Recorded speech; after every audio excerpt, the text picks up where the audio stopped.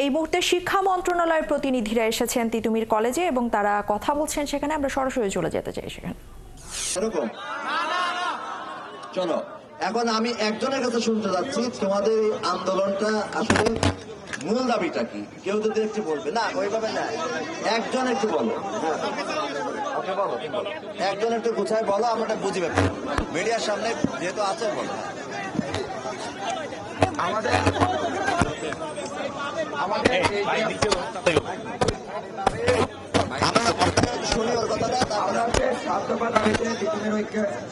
আমরণ অনশন কর্মসূচি দিয়েছি।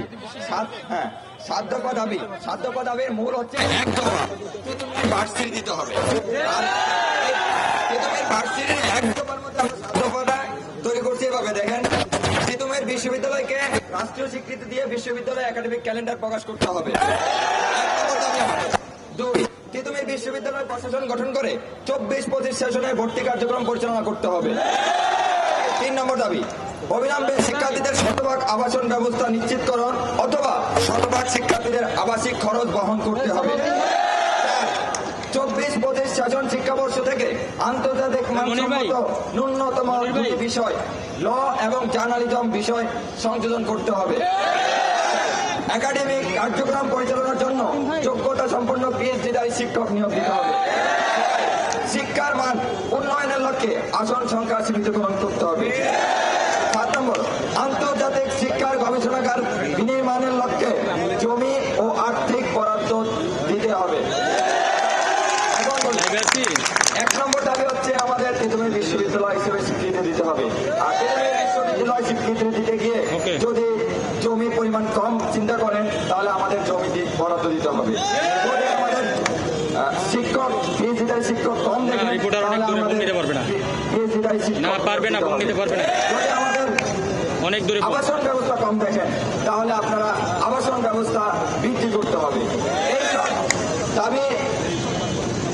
এইসব দাবি মেনে নিয়ে আমাদের তিতুমিরকে বিশ্ববিদ্যালয়ে স্বীকৃতি প্রদান করে আমাদের শিক্ষার্থীদের 28 বছরের এই আন্দোলনকে সমাপ্তি ঘোষণা করবেন।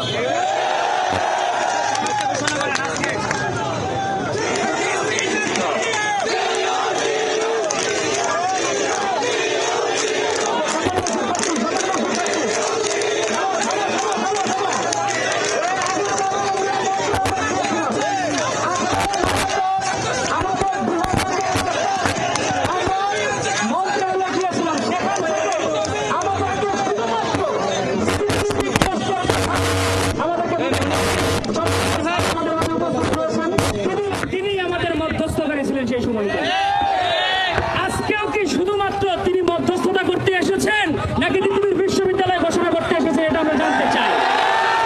এবং সে সময় বলা ছিল 7 দিন সময় নেওয়া হলো, 7 দিনের ভেতর ফিজিবিলিটি টেস্টের কমিটি আসবেন এবং 1 মাসের ভেতরে কমিটি আমাদের এটার ফিজিবিলিটি টেস্টের রিপোর্ট জমা দিবেন।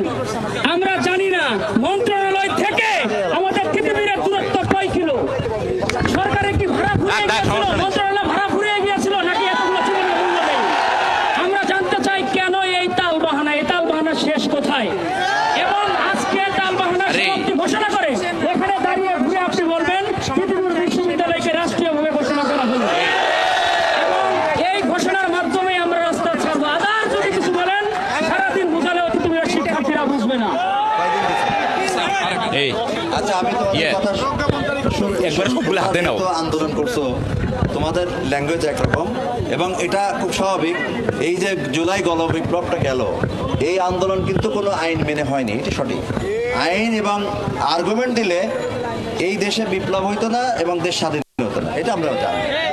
যদি আইনের কথা বলি, বিপ্লবের কথা বলি তাহলে আলাদা জিনিস। যদি সময়ের কথা বলি, যুক্তির কথা বলি তাহলে ওই যে মার্চ ফর ডেমোক্রেসি যেটা হলো ঢাকা ঘেরাও, এটা কিন্তু 5 তারিখে না, এটা ছিল 6 তারিখে। তোমরাই কিন্তু সিদ্ধান্ত নিয়ে কয় তারিখে আনছো? 5 তারিখে আনছো। সুতরাং you can do many things, তোমরা অবশ্যই কাজটা করতে পারো এবং তোমরা এগিয়ে আসছো বলেই কিন্তু এটা খুব সত্য কথা, এই দেশ আর একবার নতুন করে পরিচয় লাভ করেছে, দেশ স্বাধীন হয়েছে।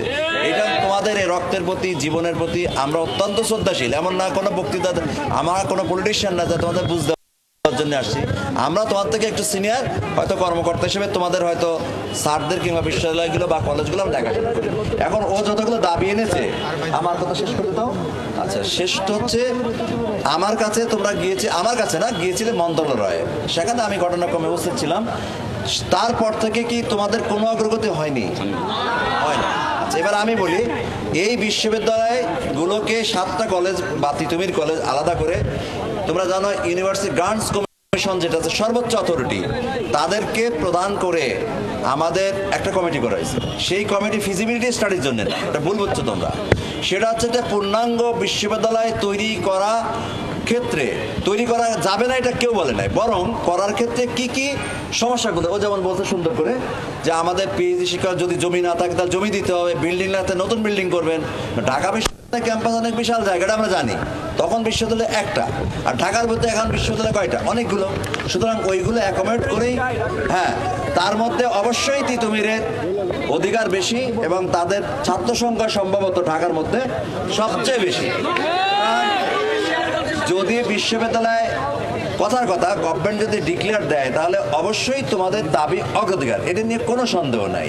কিন্তু এখানে যে কথাগুলো দাবি তোমরা করেছো, কথাগুলো কিন্তু আমি বলতে পারি যে ঠিক আছে, কাছ থেকে যেহেতু প্রফেসরদের প্রমোশন, পোস্টিং, ট্রান্সফারটা আমি দেখি, সুতরাং আমি সম্ভবত তোমাদের এই কলেজে বর্তমানে 11 জন পিএইচডি শিক্ষক আছে এবং ঢাকার 14 জন, এবং সেটা হচ্ছে ঢাকা ইডেন, ঢাকা কলেজ। আমার তো সবগুলো কলেজে এগুলো দেখতে হয়, কবি নজরুল কলেজ কিংবা ওই যে আমাদের সোহরাওয়ার্দী কলেজ বা ওইদিকে একটা ছোট বাংলা কলেজ, সবগুলো কলেজের থেকে তোমাদের সম্ভবত শিক্ষকদের মান সবচেয়ে বেশি ডিগ্রির দিক থেকে। কেন দিয়েছি? ইভেন যে সমস্ত শিক্ষকের সংকট আছে, গত সপ্তাহে আমি আসছিলাম, উনি লিস্ট নিয়ে গিয়েছি, উনি বলছে স্যার নীতিমালায় তো না কভার করলেও দিয়ে দেন।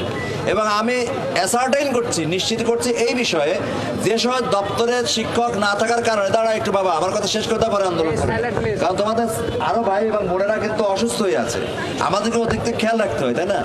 সুতরাং আমার ছেলে যদি রাস্তায় শুয়ে থাকতো, তোমরা শুয়ে থাকতো, ওনার ছেলে মেয়ে শুয়ে থাকতো, তাহলে আমরা কেউই কিন্তু ঘরে থাকতাম না।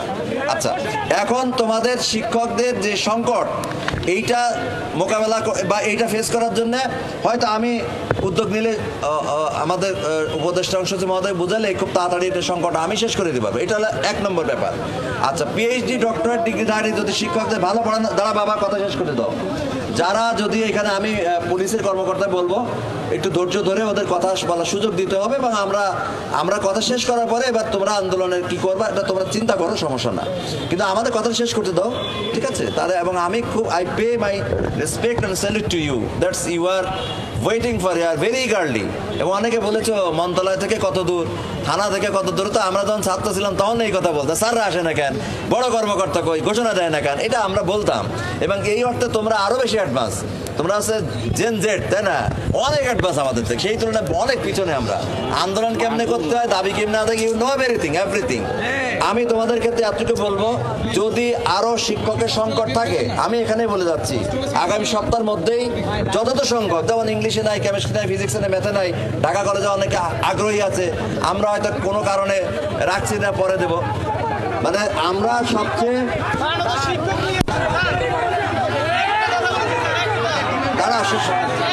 এই তোমাদের দাবি কয়টা?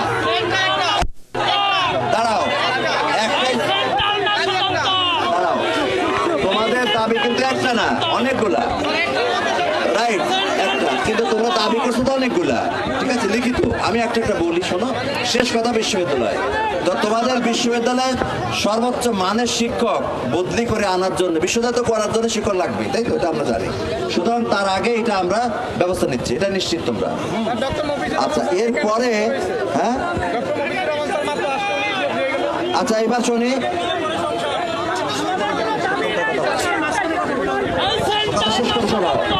যদি কোনো উপযুক্ত, দেখো তোমাদের কলেজেতে কিন্তু একটা বোর্ডের চেয়ারম্যান করে দেওয়া হয়েছে, যে কোনো দিছি তো, এটাকে যশোর বোর্ডের চেয়ারম্যান এখান থেকে গেছে। সুতরাং তোমরা মেধাবী না হয়ে হঠাৎ চিন্তা করলে কিন্তু এখানে আমরা কথা বলা প্রয়োজন। আমি রিকোয়েস্ট করি তোমাদেরকে কথা শেষ করতে দাও, কথা শেষ করার পরে আমাকে তো নিশ্চয়ই যেতে দিবা, যাওয়ার পর তো কথা বলতে হবে। তোমাদের কোনো অগ্রগতি হয়নি এটা বিশ্বাস আমি জানি না। আমার কাছে তথ্য আছে, সচিব মহোদয় একটু আগে ফোন দিয়েছেন এবং জানতে চেয়েছেন তোমাদের কি অবস্থা, ছেলেরা এবং মেয়েরা অসুস্থ বেশি কিনা আমার কিন্তু স্যার জানতে চেয়েছেন। আমি বলে স্যার যাইতেই পারতেছি না, গিয়ে খোঁজ নেই। যাই হোক, স্যাররা এবং উপদেষ্টা মহোদয় অত্যন্ত আন্তরিক। তোমরা বলবা যে আন্তরিকতা কথা বলে চলে যায় না, কথা বলে যাওয়ার জন্য আমরা আসি নাই, আমাদেরকে দায়িত্বও দেওয়া হয় নাই। তোমরা ইউনিভার্সিটি গ্রান্ট কমিশনের পক্ষ থেকে যে আহ্বান জানানো হয়েছে, তোমাদের স্টুডেন্টরা কেউ গিয়েছিলে? আচ্ছা, সেখানে কি তোমাকে আশাহত করে না করে দিয়েছে? বলো একজন। স্যার আমরা সেখানে আমাদের হ্যাঁ বলো বাবা। আচ্ছা আমি শুনতেছি বাবা।